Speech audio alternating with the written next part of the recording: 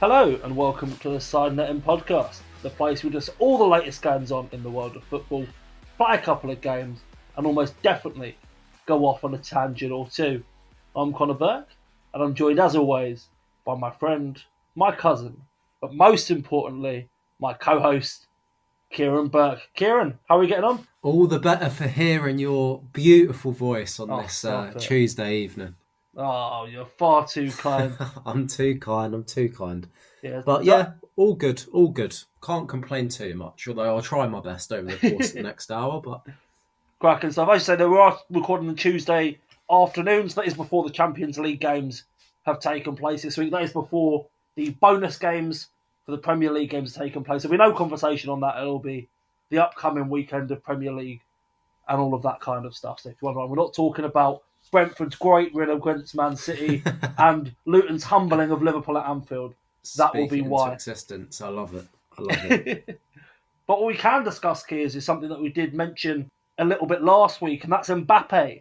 So when we spoke last week, there was rumours going around. There was that weird rumour that ended up cropping up about Arsenal, and it's sort of all been quashed fairly quickly as apparently Mbappe to Madrid is pretty much confirmed. They're waiting for there to be no chance of them facing each other in the Champions League.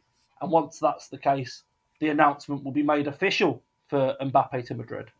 Yeah. I think it was inevitable, wasn't it? Yeah. But it's nice to dream. I did see about an 150 million sign-on bonus. I don't know whether that's true or not, but that is absolutely mental. That's what's been reported today is 150. I think Sky later clarified saying 120 to 150 million euros. Oh, that's fine then. Across 5 years is apparently the sign-in bonus, with his wages coming to around 15 million a season. I'll tell you what, he's absolutely minted. He's doing all right, isn't he? Rubbing his hands together. I think the point I really made last week about if it was going to be feasible for Arsenal, the big plus is you're not paying a transfer fee. Well, you're basically paying Mbappe's transfer fee to him. So that's basically what Madrid have said is has been reported that Madrid have said is the transfer fee is going to be paid across his wages and his signing bonus. So you're not skimping on any money. It's just all going in Big Killian's back pocket. So fair play to him. Yeah, I get that bread, my G. Absolutely get your bread up immediately. Get that bread up immediately, Kylian Mbappe. But yeah, I think it was inevitable, wasn't it? I think it was one of those things that the rumour mill starts to go round until you get the confirmation come through. But everyone knew that he'd been lining up for Real for the last 3 or 4 years. Yeah, it'd be a massive, massive shock if it wasn't going to happen, and it has. And apparently with Modric due to be leaving this summer as well, he's going to be getting the 10 for Madrid. Oh, okay. And the sort of rumour mill has also said that Ancelotti's plans for him is to pull Jude Bellingham in deeper, have Vinicius Jr. out on the left, and then Mbappe will be in through sort of that middle left. Scary attack. Unbelievable attack. Real will now be favourites for the Champions League every year going forward, I think, for the foreseeable future. As good as City are, that team is just ridiculous. They're already a very, very good team, and you throw Mbappe in as well, and it's insane. But even it's an insane team. It's currently an insane team, but they are being run close down there in the Liga. Had a little slip up this weekend against Rayo Vallecano, 1-1, and then fortunately for them, Girona couldn't make it count against Atletico Bilbao on Monday evening. They lost 3-2. Yeah, it's getting a bit closer now. I think 6-point gap. Yeah, they're still fairly comfortable. Obviously, Girona had that unbelievable start to the season. Everyone was going mad for it, and as does tend to happen the majority of the time, they start to kind of slip off a tiny bit, and the class of your likes of your Reals, even your Barca's now, they're only 2 points behind. Off. So you'd probably see them catching them by the end of the season. But still, fair play to what Girona are doing. They're still having a fantastic season, and I think the aim will firmly be Champions League qualification. Or am I right in thinking, though, that there was something to do with them being in the City group and them not actually being allowed to qualify for Europe? I'm sure I saw something about that. Whether or not that's a factor seems a strange one, but yeah, that would throw a spanner in the works and would be very harsh on the Girona players that have Obviously, that is if they get over the line with Champions League qualification, but that would throw a spanner in the works. But yeah, it'll be interesting to see how that run-in pans out. Obviously, Real still looking quite comfortable despite that slip up. Obviously, Bellingham missing at the minute. It's a massive loss to Real, so I'm sure they'll want him back for the run-in and the Champions League games that are coming up as well. Yeah, as you say about Girona there, so I did just have a little look while you were talking, and it's basically the crux of the reporting is they're unsure. With Girona have applied for a UEFA licence to compete in European club competitions at the end of last season after they narrowly missed out on the Europa Conference League, and they were granted permission of that licence. So you'd imagine they'd be after the same licence this season, which if they were granted it last season, the only issue would be them coming up against Man City, but it looks likely that if they qualified for the Champions League, they'd be okay. Rightly so, I think. Rightly so as well. Obviously, we mentioned Real slipping up. Bayern, another team, another powerhouse from Europe. That weren't so fortunate as Real Madrid, where Leverkusen took the opportunity with both hands after Bochum beat Bayern Munich 3-2, and then Leverkusen beat Heidenheim 2-1 after that. So big advantage now for Bayer, 8 points after 22 games, 8-point lead. Real Madrid, as we mentioned, they're 6 points in the Liga, but 8 points for Bayer Leverkusen. For Xabi Alonso's Bayer Leverkusen, huge mountain to overcome for Kane to get his first trophy. Oh, I think we actually had a discussion at the start of the season as well, and I basically said a pointless league title at Bayern, for me, isn't worth leaving Spurs for, and now it's looking like he's not even going to get that, which is brilliant, really. 1-0 down after the first leg in the Champions League, 8 points behind, and they lost the Super Cup, the German Super Cup final just after he joined as well, didn't they? You can take the man out of Spurs, but you can't take Spurs out of the man.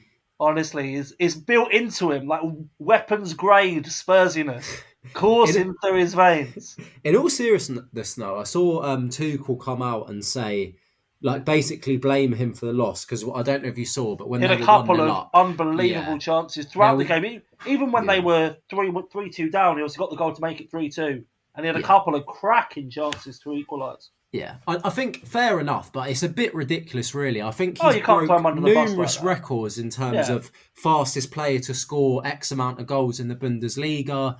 You know, their problems span a lot further than Kane being able to score the odd chance here or there, because in all fairness, he did still score a goal in that 3-2 loss and is having a great season. But it's just the story of him at Spurs as well. Individually, he's a great striker, but whether or not that means trophies is another thing, I guess. Yeah, well, we'll sort of get onto that conversation next, Kieran, of whether trophies make you world class or whether as a player you are world class, and then trophies just top that up.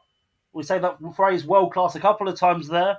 That comes after Rio Ferdinand over the last week on his podcast, and then subsequently on TNT itself was saying that Saka's not yet world class because he hasn't got it over the line to win trophies. I believe the exact quote he said, if I get that up here, he said on TNT last week, I think you've got to be looking at him, this is about Foden, you've got to be looking at him like that as world class for what he does for the team, his importance to the team with goals, assists and the rhythm of the game. Especially this season, he's got to be in the conversation and nearing that at least. And about Saka, he said that he doesn't think he's done it at the top level, winning trophies at a team like this. He's not in a team as good as City's. You've got to respect and appreciate that Foden's done this, where the medals are handed out. He's performed against the best teams consistently. I think Saka is more about he needs the opportunity to perform at that platform, that level consistently, and you can consider him as world class. What do you think of that quote there, Kiz? Well, I think the logic behind it's flawed, but I'm not necessarily as outraged as I've seen some Arsenal fans by the notion that Saka's not world class. I think that's where for me, world class is you will get in any team starting lineup in the world. That for me, you're world class. If you could walk into any team, that goes to your Reals, your Barças, your whoever. Like if you could start for any team that is in Europe's elite, then you're world class. So by that logic, Saka's on that borderline. For me, there's an argument for both sides for me. I think as an Arsenal fan watching Saka week in, week out, he would get in any team because how efficient he is. Like when you see him go forwards, he always makes the right decision. Like how many times do you see Saka and you think, oh, he should have done that. He should have passed it there. He should have shot. He always seems to, like he's got wisdom beyond his years in terms of decision making. And I think the big point, wingers in particular always get knocked for is end product. And Saka has that in abundance. If you look at the numbers, I saw a few stats flying around this week, comparing him to the likes of Bales, your Hazards. And I think I'm right in saying for goals and assists, he's actually equal to, or if not slightly past Bale in terms of across his Prem career. And he's not far off Hazard either, which just being in those two names who are rightly so considered as two of the best players of the Prem era. Yeah, the thing with players like Bale, would you call Bale world class? I don't know if like very, very good, but there's that. It's what we're saying there, kids, aren't you? There's that jump, and I think sort of bringing Bale into it is maybe a separate conversation, but he's a comparison if you're talking top tier Premier League players. But then there's a jump, isn't there? Sometimes when you go to world class. I think I probably would just about when he was at the peak of his powers, probably last year with Spurs. Remember how many games you'd watch Spurs and he just put the dagger. He'd score from ridiculous positions in the 90th minute. And even at Real, I think the whole media thing with Real, he get a lot of unfair stick because of everything that happened. Like the goals he scored, scoring that winner in the Copa del Rey final, scoring the bicycle kick in the Champions League final, like he's a man for the big occasion. That sort of athleticism may be something that we come back to later on in the podcast. Not to spoil any picks for a five-a-side, but that might be something we circle back to. But to bring the conversation back around to Saka, and the Foden comparison has been the big one this week. And just Foden's not for me. Yeah, and I would agree with that. I think if you don't make your team regularly, exactly, or you don't make the starting lineup, I should say, regularly. Like the comparison there is in the Premier League this season, Foden has made the starting lineup 92% of times, Saka 96% of times, and 26% of goals participation for Foden, 34 for Saka, 20 goal contributions for Saka in the Premier League, 12 goals, 8 assists, and 7 in the Champions League, 3 goals, 4 assists. For Foden, it's 8 goals, 7 assists in the league, 15 goal contributions, 4 goals, 3 assists in the Champions League, 7 contributions. That's 22 to 27 goal contributions in the competitions that matter in the Premier League and the Champions League. Yeah, both great players, right? Clearly both great players, but I think longevity comes into it as well, and Foden has only really been a regular starter, as you say, for City this season, so I think it's ridiculous to suggest Foden's world class. Saka's been starting for us. He's a very good player, but he feels more like a purple patch player than anything. He goes through these runs of stunning performances. Yeah. But I don't know if I've really seen him do it consistently over the course of a season, rather than he'll crop up for like a 5 to 10 game patch, and then he'll be quiet again for a while and he'll crop up again. Like when he's good, he's very, very good. But is that often enough? I don't know. Like Saka is consistently performing at a top level. Yeah. But where this conversation, as you say, it's very flawed. Where this conversation gets flawed is, do the trophies make the player, or is it that combination of performance and trophies? Because you start to get into this level of American media around American sports, where whenever the conversation comes up, who's the GOAT? Is Mahomes on the same level as Brady? Is LeBron? Yeah. It always gets cut down to how many rings do they have? How many championships do they have? And you basically bypass any of the actual important stats. Yeah. Like, Ryan Babels won a Champions League. Yeah. Is he world class? No. Yeah. But he's won more Champions Leagues that Saka has, as an example. And you're never putting these two players on the same level. Yeah. It's a combination of the two, and that's the most important bit. Exactly. And Saka's 22 years of age. Yeah. Like, if he's at the same point as Harry Kane is in his career now, where he still hasn't won any important trophies, then the conversation can crop up. But at this point of his career, is he world class, or at least very much on the edge? Yeah. I'd agree with you, because I think he's on the edge. He's not quite in the elite group yet. He's maybe, if you're doing a top 5, He's more 10-6. Yeah, no, I think that's fair, and that's a good point for him to be at the minute. I think in the next 100%, couple of years, 100%. as he continues to get better and better, then that's not, and obviously the likes of your Salahs start to kind of reach the back end. Well, of I their saw, career. there was stats about Salah. I think it was he got his 40th goal, and only him and Saka in the last few seasons have 40 goals and 30 assists, I think it is, or above 40 goals and above 30 assists. And the amount of responses to that tweet, that how dare you put Salah and Saka in the same category? Like, is this some sort of horrendous thing to say? And B, like, the main reason they've done it is they're the only two people that have these same stats. Like, it's not they've made a stat up. No, they are in the same category because Salah's assist, I think, is 33. So you can't go any more than that. Like, are you going to go like by this specific number? Like, it's ridiculous. Exactly, that's the thing. It depends what your definition of world class is, but I think Ferdinand's logic is flawed, which is I think caused the annoyance to suggest it's based on the trophies. But I did see a funny video today of Arsenal fans on a flight to the Arsenal Porto game, obviously in the Champions League, and Ferdinand was on the same flight, and they were giving him a stick. To be fair, I'm not his biggest fan, but I did think he had a good reaction to it when he got on the tannoy at the end of the flight. Yeah, so. You can always say that, and he stood by his point as well. He did. And probably, as we say, to sort of round out that conversation, as we both agree there, probably not world class, but right on the borderline. Yeah. Like, within the next couple of years, he's probably bursting through into that elite level group without a doubt. Definitely. Yeah, going from that, Kiers, we'll jump into in a moment with the weekend prediction. So last week, Kiers, you had an absolute nightmare. 1 point. You went. Yeah. You've not been doing too well, Kiers. The overall scoreline at the moment, you're on 7. After I think we're in 4 game weeks into the year now on predictions. You've got 7. I have 11. The problem is I'm trying to go bold every week. Like, I think my problem is I'm trying to you want Brentford to beat Liverpool. Yeah, I know, but I'm trying to speak it into existence. That's my problem. I'm going like heart over head, which I need to get back on track with. But if you want to keep predicting Man City to win games 4-1, because you'll put them to win 4-1 and then they draw. So if you can keep that up, I'm completely on board. We'll keep going with that, but I think I need to accept the fact Liverpool will perhaps continue to win games. So maybe I need to knock that notion on the head. Yeah, well, maybe if it's a little bit of a closer game, you had them losing to bottom side of the table team, Brentford, which they absolutely ran through them in the end, as was expected.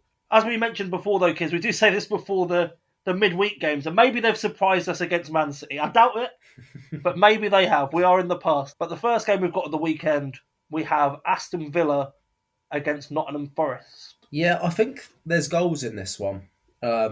Two teams. It's a tight goal fest I've gone for. So. Oh, hello, go on, fill me in. So, I think both teams perhaps defensively not seen as their strongest point. Villa, obviously coming off that 2-1 win away at Fulham on the weekend, they're continuing to pick up points. Obviously, Spurs dropping points as well. So, a good weekend for Villa, really. Got to be able to capitalise. We had this big conversation last week about how we think Spurs are going to capitalise. They're not going to drop silly points. And they go and lose to Wolves days after. I'm not against it. It was great to see. But in terms of our takes, our opinions, it completely, immediately made us look like fools. I still agree with what we've said. There's still a long way to go, but Spurs do have in them as well. So it remains to be seen what way it goes. But I have got Villa winning this one 3-2. Forest themselves, good win against West Ham, although West Ham are in a horrid run of form. Yeah. Phillips. I saw a West Ham fan doing an interview and he said, Yorkshire Pirlo, more like the Yorkshire pudding. So that's the thoughts on Phillips of West Ham fans. Obviously, he got sent off himself, so won't be available for their next game. But yeah, I see Villa edging this one out. I think there's goals in it. Forest have good attackers themselves. They're dangerous on the counter. They've got the likes of Hudson-Odoi, who obviously scored on the weekend. Elanga, who's just full of pace. they've got Gibbs White, they've got quality in that team, and I think they can hurt Villa, but I just think Villa have a little bit more than them going forward. So I can see them sort of just edging that one out. So I've gone Villa 3-2. 3-2 Villa. Well, Villa have only lost one game this season against teams in the bottom 10, and that was against Nottingham Forest in November. That could tilt one way or another. I think the rest of Villa's record against bottom 10 teams speaks for itself. 9 wins, 4 draws. So I have gone for a Villa 2-0 win myself. But you never know. It's very much one of those games where Forest could turn up and get a good result out of them, but I do think Villa are going to be too good, and Watkins is starting to get himself back onto that run of form we know he can hit. Yeah. So yeah, I've gone 2-0 Villa myself. Into the next game, another game now near the bottom of the table, Palace against Burnley. Yeah, I've backed the new manager bounce here. Yeah, there we go. That is my first note. Oliver Glasner coming in, new manager bounce. Yeah, good appointment for them, I think. Obviously, Hodgson done a good job back end of last season, steadying the ship a bit. He just made sure it was safe. He shouldn't have, and I think that's the club's fault as much as anyone else. Hodgson probably thought he was doing him a bit of a favour, and in the end, I think he said himself, and obviously he's had the health issue, so hopefully he's all good. Definitely. But I think it was probably a bit too much in the end. Keeping up the levels. I touched on last week the loss of Elise and Eze being massive, and I still think that is the case, but I think Burnley, Eze potentially coming back this weekend. That's we're a long way off the press conference at this point, but Eze and Gahey are the talk that they may be back for the weekend. Yeah, huge bonus for them if them two are back. But I think even without them two, just because of how poor Burnley are, they're so bad. Obviously, we beat them 5-0, weekend just gone, and very comfortable. I very rarely sit and watch an Arsenal game and just enjoy it with no stress. I don't think they ever look like scoring, but I mean, that's credit to us as well, because no teams really look like scoring against us in the last few. So if you want to hit your score prediction for that game, and we'll go straight into the Arsenal-Newcastle game. I've got 2-0 Palace on that one. Yeah. I've gone 3-1 Palace, so the same kind of route as you there. Yeah, but Arsenal-Newcastle, as we say there, Arsenal, since the start of the year, they are 21-2 in the last 5 games since we started the year. We're cooking. Newcastle, though, have only lost 1 game in 2024 themselves, and that was against Man City with that late Bob goal, 3-2, towards the start of the year. So you say about sitting down, relaxing. It's been nice the last couple of weeks to just watch Arsenal. I think we could be in for a lot tighter a game. A feisty rivalry really been brewing between Arsenal and Newcastle, especially with the disaster that was VAR earlier on in the season. So a bit of revenge for that. 3 weeks in a row we've gone for Arsenal games, so it's starting. Well, it's working well for us, so I think we're going to have to stick to it until it's one of those superstitions wrong. Now. Yeah. So brace yourselves for Arsenal predictions every week from here on in. Even though you said there Newcastle have only lost 1, they've not been that impressive to me. I don't think they've looked great. Obviously, they nicked a very late equaliser at home to Bournemouth. Yeah. On the weekend, there's something not quite clicking. For Newcastle at the minute. Whether that's I know they've had a few injuries themselves. Obviously, Isak's out at the minute, who by all means is a big blow. Obviously, Wilson as well. I believe still injured. So huge double loss that. Yeah, no obvious striker. I think Gordon's been doing an all right job. Yeah. I was going to say they have been scoring goals though. I say about Arsenal's record, Newcastle has scored 14. But their problem is they've conceded 12 in their game since the start of the year. Yeah. I think Joe Linton's been a big loss for them in the middle there. He was kind of that enforcer role in the middle that, he mopped everything up. He was that bit of powerhouse in the middle that, would be in the right place to win the ball back and put in a challenge. So I think he's been a big reason probably why, because aside from him, if you look at their kind of back four, it is what they've had as their obviously Pope is out himself, which is a loss. But in terms of the actual back four, it's kind of as their strongest. Their strongest they've got available. So I have gone 2-0 Arsenal. I think the form we've been on, I can't see us conceding, and I can definitely see us scoring. So again, I always caveat Arsenal games. I don't want to be overconfident. What scoreline was that, sorry, Kez? 2-0 Arsenal. I just think how strong we've been both going forward and at the back. Obviously, Newcastle will be nowhere near as open as Burnley were. Yeah. But I just think the quality we've got at the minute, the way we're moving the ball, the way we're cutting through teams, and everything's clicking for us at the minute. Yeah. So as long as we turn up, obviously we've got a tough game midweek in the Champions League, which could potentially have a bit of an impact, depending on how that goes. But hopefully we'll come through that one unscathed, no injuries, and then we'll go to the Emirates and get the result for Newcastle. So 2-0 Arsenal for me. Yeah, as you say, we've just been on a different level since the start of the year. And to be fair, we were playing very well before. We just weren't scoring, and now the goals are starting to come, and it's all peaking at the right time, hopefully. But Newcastle are going to be a tough game. They're always a tough game, especially for us. There's always a tough game in there. I've gone 2-1. I can see Newcastle nicking a goal, maybe even nicking the first goal, and we have to come back against them. But the way we're performing recently, there's no reason to think we're not going to win the game. So I'm going 2-1 Arsenal. Yeah. And then the last Premier League game we've got to predict, Kiz, is Man United against Fulham. Yeah, United have not been overly impressive at all, but still picking up results. I don't think it's sustainable, but I think they'll nick it again against Fulham. So I've gone 2-1 United. I've gone the same. Yeah, I think I think they'll nick it, but yeah, they've not been impressive at all. Really, they held on a bit in the end v Luton. Credit to Luton because obviously went 2-0 down very early, but managed to make a game of it. The Luton dog, mate. The Luton dog nearly came through. I hope they stay up. I really hope they stay up. They're so the vibes. There's always one team, isn't there, that comes up and they're so entertaining to watch. I think people have been comparing them a lot to Blackpool in the mid-2000s. Yeah. Where they're just such a fun team to watch. And there's a lot about them. Similar as when Brentford came up a couple of years ago. There's the same kind of energy around them. Yeah. So yeah, you always get one. Yeah. You always get one team that you got a bit of a soft spot for that. Yeah, my Watford heritage and supporting friends, hopefully they don't listen to this, but you'll be getting filled in the next season, mate. So you better be on the lookout. But yeah, I see United edging it, but I think the wheels will come falling off the United bus very soon with the way they've been playing. Yeah. I was actually watching the overlap this week, and I think Gary Neville and Roy Keane were saying something very similar, that they just don't see what they're doing at the minute as being sustainable. Yeah, that's exactly it. There's nothing sustainable there. How they have gone on the mini run they've gone at the minute without losing, because I've watched the bulk of their last 4 or 5 games, and they've looked abject. Yeah. In every single one of them. As I say, I've got them winning 2-1 here as well, and I think they're going to put another relatively poor performance, but they're still going to sneak through a win. But how long is that realistically going to last for you? I'm not so sure. Yeah, be interesting to see where they finish up. Indeed. The last game we've got this week, Kieran, is the League Cup final. You've got Liverpool against Chelsea on Sunday afternoon.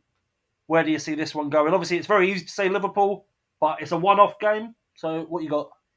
Finals are always unpredictable, aren't they? So, and I really do think Chelsea suit playing against a team that come at them and are a so-called bigger team. They've shown that this season many times. Exactly. Like you look at the performance v City, really, they executed that perfectly, obviously undone by a late equaliser. But on the whole, like that, they got their game plan down to a T, mop up the pressure, hit City on the counter.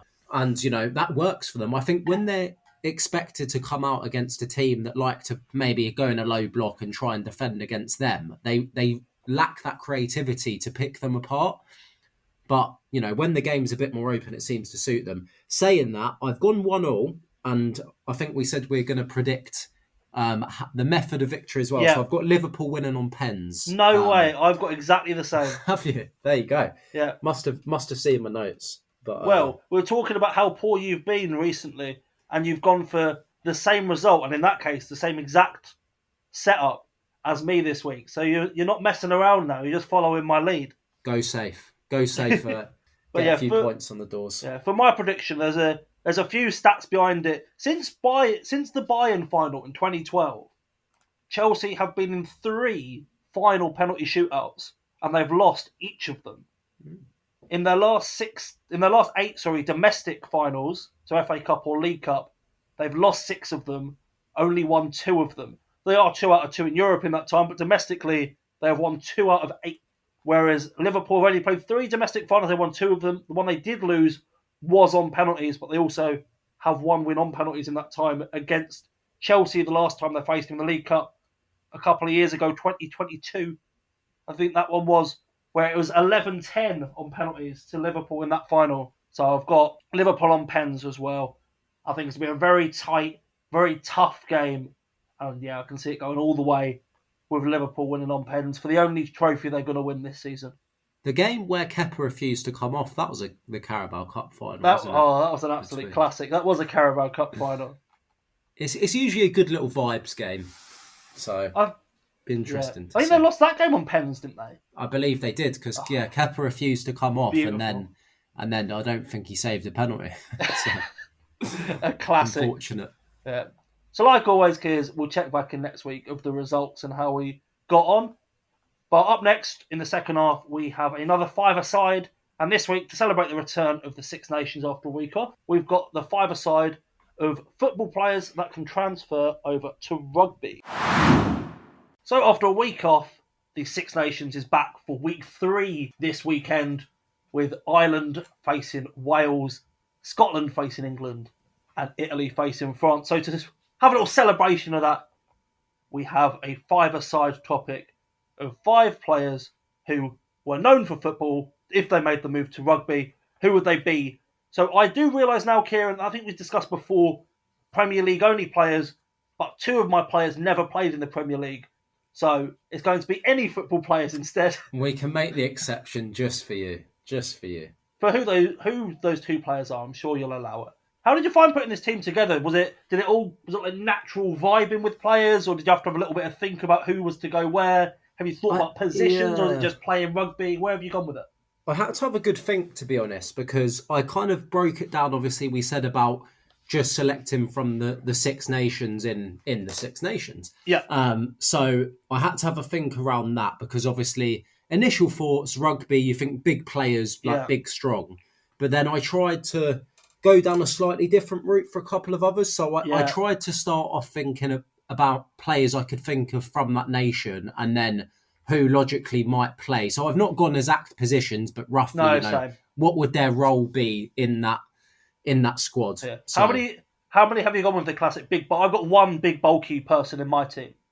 I've gone probably two, 2 or 3 actually. Down that route, and then a couple slightly different. Yeah, and then do you have any honourable mentions? We'll hold them for the end if you do, but do you have any honourable mentions in there as well that missed out on the team? Not really, to be honest. I sort of got my... based on... Because I didn't really think too much around, once I had my one, because I was going for... I didn't want to repeat any from the same nation. Yeah, so that's where my honourable mentions came from. Was I already had one from that country, so... The Italians have missed out for me, which makes sense, because I think they're always last in the Six Nations anyway, so they didn't deserve a player in my team. The Scottish missed out from me, but I do have a Scottish honourable mention to have a little make good of that. They just missed out on the starting team. There is absolutely no... Like a logical football five-a-side, I've got no real sense of formation. Have you got a goalkeeper? There's no keeper. To be fair... With you, that's not always a given that you've got a goalkeeper, regardless of the topic. It's rare. It's rush keeper, mate. They're playing rugby. They don't need to be playing football, so it's fine. Yeah, I do have a keeper. Well, good with his hands, good with his kicking. Yeah, it would make sense. But the guy I've put in that sort of role, it makes sense because he's got the brain, the footballing brain as well. So we'd like to start us off, then, Kiers. So tell us what country your first pick is, and then who they are as well. Okay, I will start off with... So this was the one I was umming and ahhing about a bit. So I've gone England. And for this one, I was thinking big players that are strong and powerful that could do a job in rugby. And this player sprung to mind, perhaps because he's so front of mind in all the media stuff he does. And recently saw quite a lot around him covering or being involved in the Super Bowl conversation and people talking about, could he do a job in the NFL? So I've gone Micah Richards. As my first pick. That's solid. Yeah. I think, he's a big, strong guy, powerful, quick. Well, he was quick. He's probably a little bit slower nowadays. Now he's retired, but I could quite easily see him doing a job, in the England squad Yeah, Just definitely. give him the ball, he will just plough through a few people and, As you say, that same kind of concept around the Super Bowl talk of big, bulky, agile. Yeah. He could slip a couple of players through. Definitely. I can definitely see that, kids. I think Michael Richards is a solid first And he'd choice bring the there. vibes as well, Oh, which is always a plus. Could you imagine? You wouldn't be hating English rugby anymore. Well, I probably would, but maybe slightly less. Well, they'd still have their fans out there drinking piss, but they'd at least have big meeks on the pitch, bringing the vibes. Yeah, I feel like we've given away our little bit of dislike towards.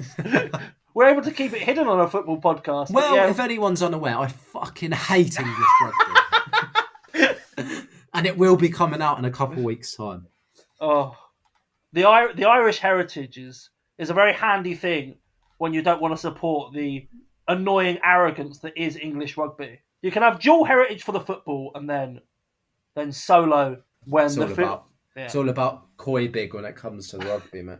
Pure koi big energy. Big koi big energy. Talking of koi big energy, my first pick, my goalkeeper, is my Irish pick. And I've thought strong, I've thought bit of distribution, handling, the whole. I feel like rugby energy. And when I say the name, I think you'll know what I mean by rugby energy. That sort of Irish mentality is encapsulated by Shay Given. Yeah, I know you're going big Shay there. I like it. I think it does play into the fact that I think if you look at 90% of Irish people, you'd think I could do a job in a rugby team in some way, shape, or form. You do. Like, it's the Irish head. I was going to say it's the big Irish head on the big Irish shoulders. Like my honourable mentions could have been basically any Irish international for the last 20 years. I thought the same. That's for my island pick. I'll wait till we get onto it. But I went a bit different because I could have named literally any Irish international that's a big lad that could do a job. Like Roy Keane is in my honourable mentions, but he's been in so many of these bloody five-a-sides and brackets and things. I can't put him in all the time. But Robbie Keane as well as your agile pick. Your Dupont, almost energy. Yeah. I like Clinton Morrison could do a job as well. There's so many Irish routes you could have gone down. But yeah, I've landed on the goalkeeper. I've landed on Shay Given as my big pick there. Very nice. A pick I like. I've got to say. I think.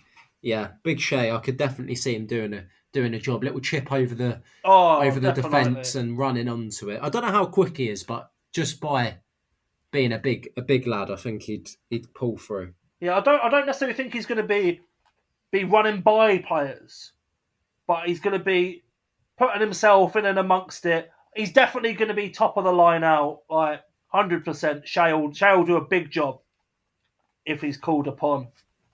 If instead of, like army service, and you get like conscripted, if there's a war and stuff, if there was ever like an Irish rugby conscription, you'd be throwing Shay right up there. You'd hunt him down just to make sure he's enlisted. Oh, he'd be spot on.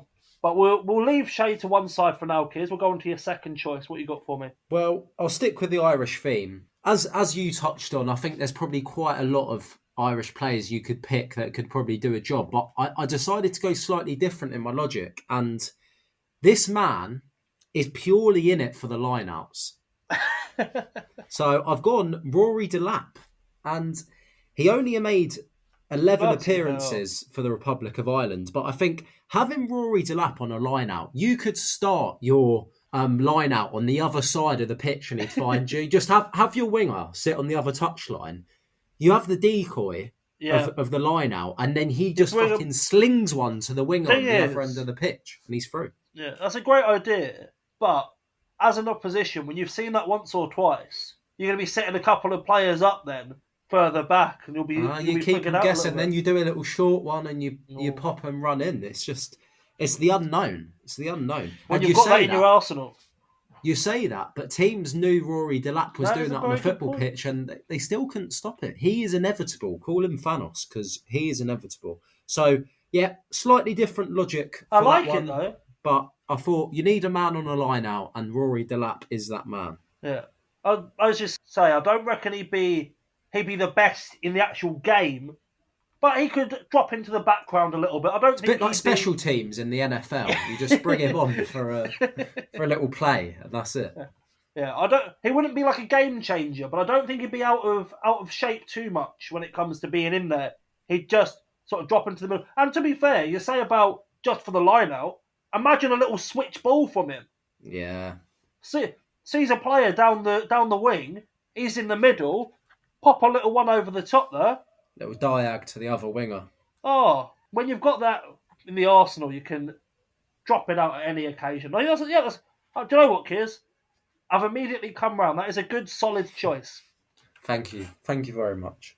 Yeah. So, my choice number 2, this is one of the players where I forgot the rule of Premier League, but this is my Italian pick. And I've very much gone, not so much big and bulky, but mentality-wise and aggression-wise, someone that is going to be absolutely going for anyone in his vicinity. He may face a couple of little sin bins en route, but Giorgio Chiellini. I knew you were. You know what? I nearly picked him as well, and then I realised he hadn't played Prem. I literally had that exact same. Well done process. For abiding by the rules. Someone's got to break them. They're there to be broken. Yeah, I just feel like Chiellini, his little shirt pulling had come in handy as well. You know, like you always see the shirt basically coming off in someone's hand. Yeah. That would be pure Chiellini vibes. He's got a fair bit of height on him as well. He'd be getting in and amongst it. He's got the face of a rugby player. Like, you can imagine him in a scrum cap with the cauliflower ears. He's got cauliflower ears written all over him. The fact he doesn't have them is sort of a bit off-putting, really. Yeah. He should. Get that man cauliflower ears immediately. Yeah, he has that whole energy. There are certain players in football that do just have that rugby player aggression in them. Yeah. And here's one of those players that I think he could immediately be transported to that Italian team. To be fair, an Italian farmer could be probably transported to that Italian team, and you wouldn't know the difference. But Chiellini could be transported to that Italian team, and he'd fit in. He'd become the leader of that Italian team immediately. I was going to say, there's probably not many players on our list that would actually make the team better, but Chiellini's quite possibly one of them. Having never seen him play rugby, but... Oh, no, you can tell. They did play well against England, and they got battered by Ireland in the Six Nations this year, so you never know with Italy. They could give you a run, but when they face a better team, that's when Chiellini's getting undone. In the words of an Italian, sometimes maybe good, sometimes maybe shit. So there you go. Beautiful stuff. What you got for me for number 3, Kiers? Number 3, I will go with my Welsh pick. So the thinking behind this one was more the brains of the operation, like a sexton, someone who's going to sit just behind the play, like your scrum half, your fly half, someone that wants to get on the ball, little chips in behind, orchestrating the game. And I've gone Aaron Ramsey. He is actually in my honourable mentions. Is he? There you go. Because I can just see him. Like, I feel like he could take a hit. So, you know, like the likes of a Sexton, he waits for the challenge to come and then he'll just pop it off. I feel like he's got the brains to kind of drive that whole operation. And obviously, he's a good striker. He did play rugby at school as well. Did he? Well, he did. Without even knowing that. There you go. So that's even more weight behind my argument here. But obviously, as well, he's a good striker of the ball. So conversions, penalties, he's on those as well. So he's my kind of brains of the team, orchestrating the operation. Yeah, you could definitely see him as the kicker as well. Yeah, I think he'd do a job. Give Dan Bigger a run for his money. He would. Yeah, I think that's a solid shout. As I say, I had him in my honourable mentions there, but I already had a Welshman, which I might as well get into now. Now, my Welshman is my big driving forward attacker. And it was actually something you said earlier, Kieran, when we were talking about it, that was my driving force for picking Gareth Bale. And that was thinking about that goal he scored in the Copa del Rey, where he's running down the line, he goes runs off the pitch and back on and round. And I'm thinking, obviously not the off the pitch bit, but put a ball in that man's hand. Yeah. And he has darted. Bale in his prime, where he has both the strength and the agility. Yeah. He is doing a job. A bit like Irish people, where you say about like the Irish head is very much rugby. Welsh people are basically born rugby players as well. So they're another one where you could immediately throw Ramsey or Bale into the Welsh lineup, and I don't think they'd be missing the beat too much as Bread of Heaven hits. You know what? I did consider Bale as well. It's a good shout. Like he's very powerful as well. Yeah. Like he's a big guy, and The height he gets as well, get him in the yeah, middle of a true. line-out, we said Very before. true. Yeah, I reckon He he's might a... instinctively bicycle kick the ball though. That's the only problem. Hey, if it goes up and over, then he's all right. Imagine a bicycle kick drop goal. Oh mate, scenes. I feel like this could be the biggest battle, Ramsey against Bale, because the way we'll do it is we'll do the countrymen against each other and then the Italian and the Scotsman against each other. And I think that might be our hardest pick there is Ramsey against Bale. Yeah, it's a But tough choice. Bale, what you got number shout. 4, Like Kears? Is it your Scotsman or your Frenchman? Well, I'll go with my Frenchman next. So my last two, I've kind of just gone down the route of a big fucker that could cause some serious damage. And this man, he's silky smooth, but at the same time, you would not want to get on his bad side. And I've gone Patrick Vieira. Oh, a solid call there. I could imagine him bowling through players. Yes. You like the power of Vieira. Obviously, unbelievable technical footballer as well. But when he's driving through the middle, like you could just see him picking up the ball and just absolutely like running through people and just not anyone getting near him because he's such a big guy as well. Like he's quite gangly. You could just see him stepping over people, like people trying to get down at his legs, and he just sort of steps over them. So I went for Vieira, and obviously I feel like he's such a competitor. He could probably do a job in most sports because he's just such a winner. He'd at least give it a bloody good go. Yeah, he's a leader. He'll get that team riled up. He'll get into the heads of the opposition. He's a big guy, you know. Yeah, he can do a job. He's a bit. I think that's an excellent call. Guy. So yeah. I've gone the opposite route for my Frenchman. I've gone small, tiny, even magic man, who is going to be your man to kick and run. He's going to be your engine room. He's going to be your driving force. Kante. Okay. The engine of Kante. And a little dynamo kind of jinking runs in and out. You little dancer. N'Golo Kante, you little dancer. That kind of thing. Where he's running in between.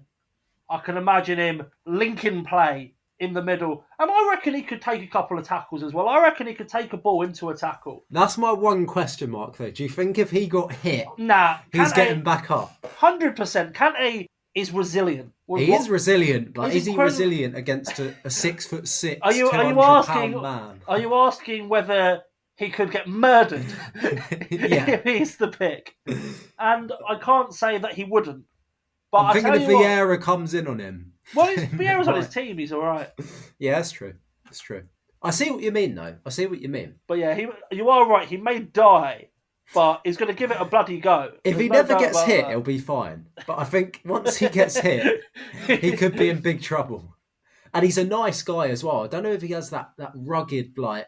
Sure, it's quite clear that he has the dog. He's a Champions League winner. It's true. It's true. Humble king. Humble king. So your final pick is you've got Scotland. I've gone Scotland, and I think it's only right that I get a big, scary Scotsman in here as my pick. And I think no scarier do they come than Duncan Ferguson. Excellent choice. You could just see him. You could just see him playing rugby. Oh, definitely. Big fella as well. He's a big fella, and he's a big shithouse as well. So he's 6'4", in fact. I can see no reason why he couldn't do a job. He's got that kind of brute force about him. When he was playing as well, obviously up top, he'd throw a few elbows around, he'd impose himself, which is some characteristics you want to see on a rugby pitch. And yeah, I could just see him anywhere in the scrum, really, along those backs. I think that's an excellent choice. Doing a big job. Do you know what? Out of all 10 picks, he is the one I can immediately imagine the most being in that Scottish team. Yeah. That big, I'm talking of big, scary, menacing, even, figures. My English pick, the final pick for my team, I've gone for my friend and yours, Akinfenwa. Oh, good shout. Think of Tuolangi bowling through players. Think of some of those big monsters that French team has. nothing on Akinfenwa. Steaming through. I like reckon it. give him a bit of noose, a bit of tactical ability, and I reckon Akinfenwa is another player that could do an absolute job. You're not stopping the man, are you? You're not stopping him. You're going to have to put a big bloody fella in front of Akinfenwa to stop him down. Yeah, good shout. Good shout. When I was going down the big route, he did cross my mind, the big man. But then no Premier League. Didn't stop No Premier League. But we're allowing exceptions here, so we're not going to factor that into the decision making. Yeah. Which on that topic, should we get into the decision making? Do we get decision making, or do you want to hear my honourable mentions first, and then we'll... Oh, let's hear your honourable mentions. So I mentioned Roy Keane before, and then you've got Mannion, the goalkeeper for AC Milan, and Rammers as well, my other goalkeeper. Buffon, because I did want to include a keeper, so I had a couple of thinks of them. And then you mentioned Ramsey in your team; he was on there. John McGinn, talking of little players that could do a job. Yeah. He was definitely in my thoughts. Patrice Evra as another Frenchman, and I feel like Wayne Rooney, is definitely in this bulkier stage as well. I reckon Wayne Rooney could definitely have fit in well. I reckon he'd have the cauliflower ears as well. I reckon he'd wake up and just headbutt a fridge to get the cauliflower ear. If you ask Wayne Rooney to get cauliflower ears in the next 10 seconds, he'll find a way. Get him back boxing. He'll do it. Was it Phil Bardsley that knocked him out? Give Phil a call and he'll sort him up. Give Phil a bell. He'll come round, and then he's ready. Then Wayne's ready to go.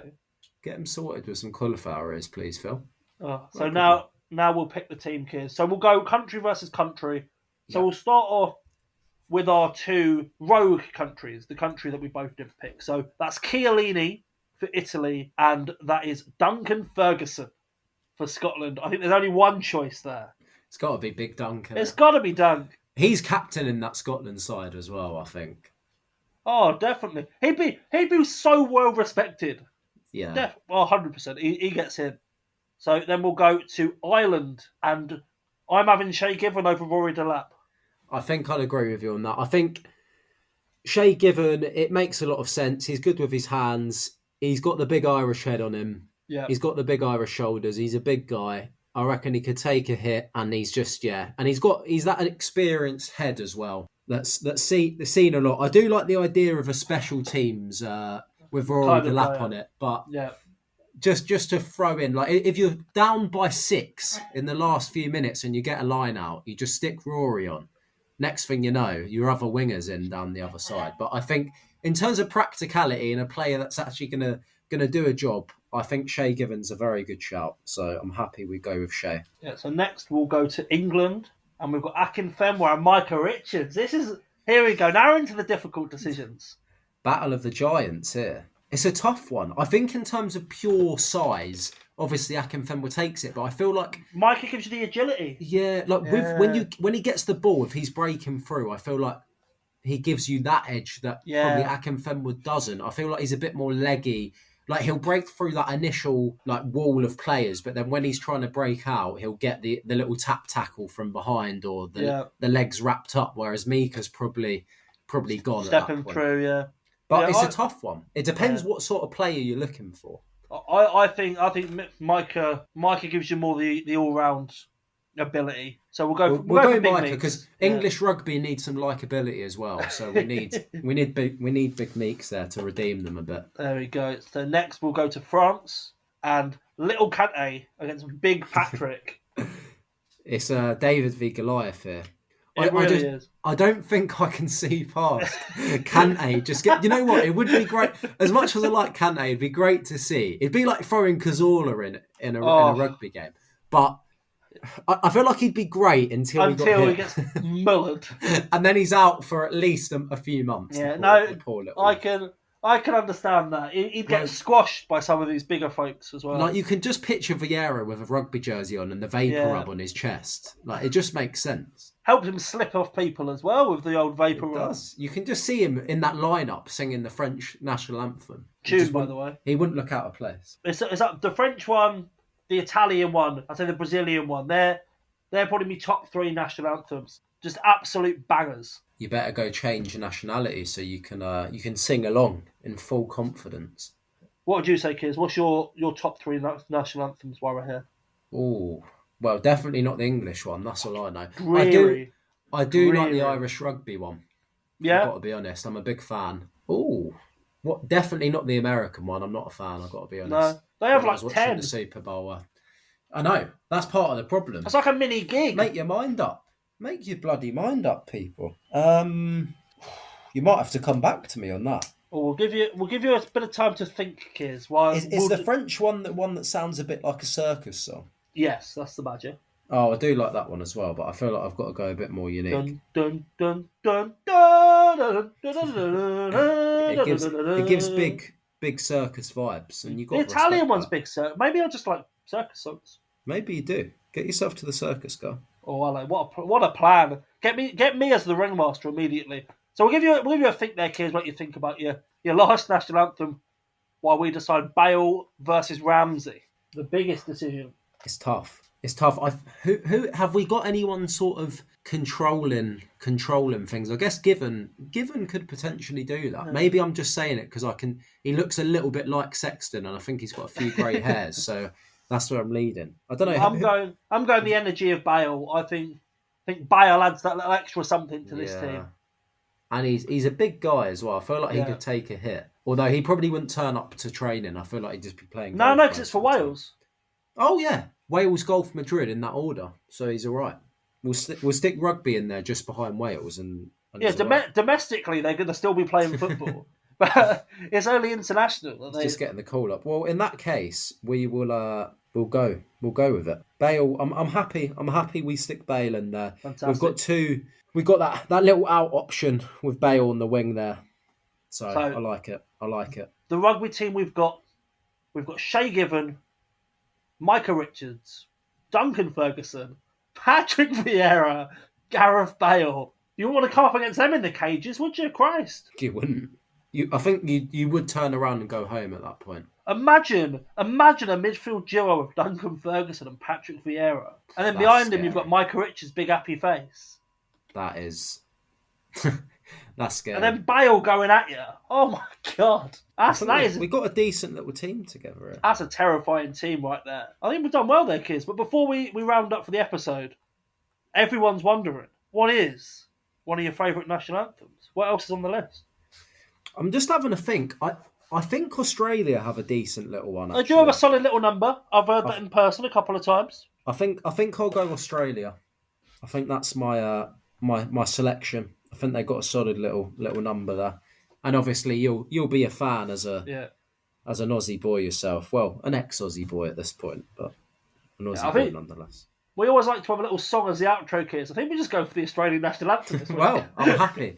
I'm happy we do it. I'm happy. In your honour, kids, we'll go after talking about the Six Nations. It only makes sense to end on the Australian national anthem. There's a clear, direct route there.